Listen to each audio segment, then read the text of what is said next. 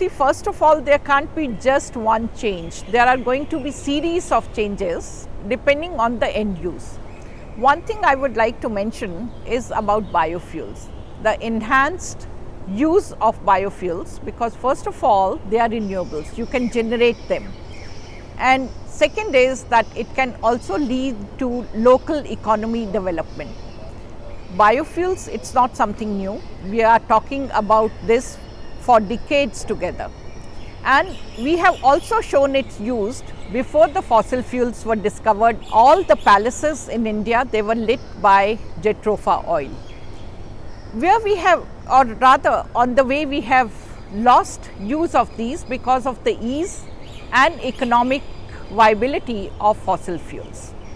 What we need to do now is that biofuels can be generated at local level and utilized at local level, and the way you use it will vary depending on the application.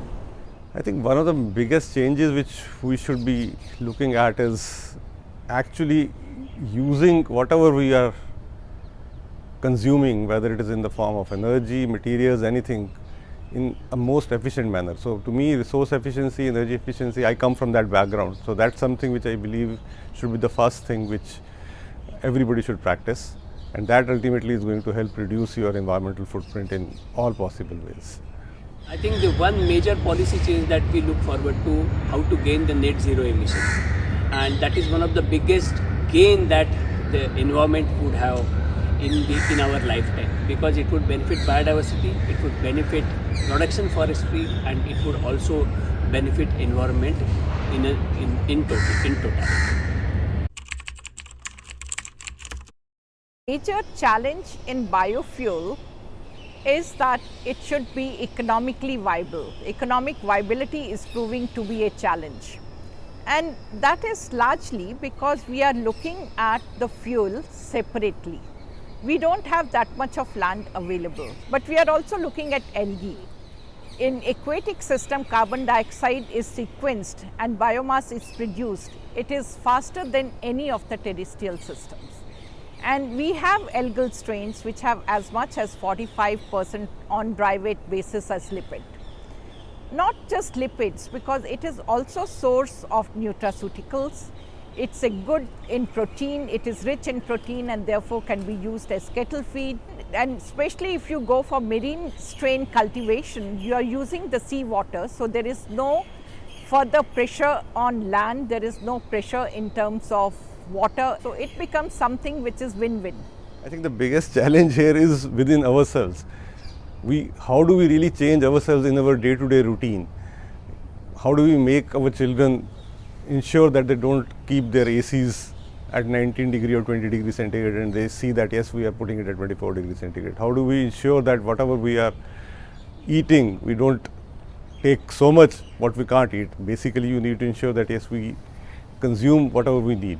I think the challenge here is to understand the diverse aspects of net zero, and that is not only carbon sequestration but understanding and communicating whole range of co-benefits to the environment, to the local communities, and also addressing the needs of local communities as well as societies at large. The main problem with biofuels is its economic viability. So what we need to do is not look at biofuel in isolation, rather it should become one of the byproducts, because it can be used for pyrolysis, it can be used for animal feed, you can extract nutraceuticals from this. So there are so many uses. So the concept is biofuels and biorefinery. You look into other platform chemicals, what will emerge from this alga.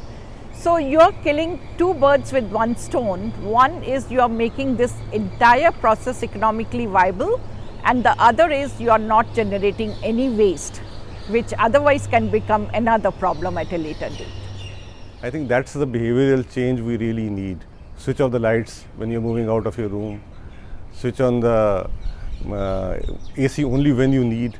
These are the small things. When you're going to a nearby place, to a market, why do you need to take your two-wheeler or a four-wheeler? Why can't we walk for 10 or 15 minutes? So these are some of the small things which we should be doing in our day-to-day life, and how do we make this as a habit in our daily routine? That is something which is important, and this is the biggest challenge.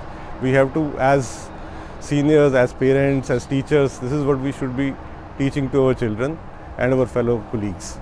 Forestry sector is one of the biggest sector having opportunity to address net zero. And forestry sector, when I say that, it means not only forests, natural forests, but also the agroforestry. And through the efforts of our own work at TERI, we are in a position to convince number of states in India to have carbon neutrality policy where you can actually benefit the local communities, you benefit environment, and you sequester carbon in an unprecedented way.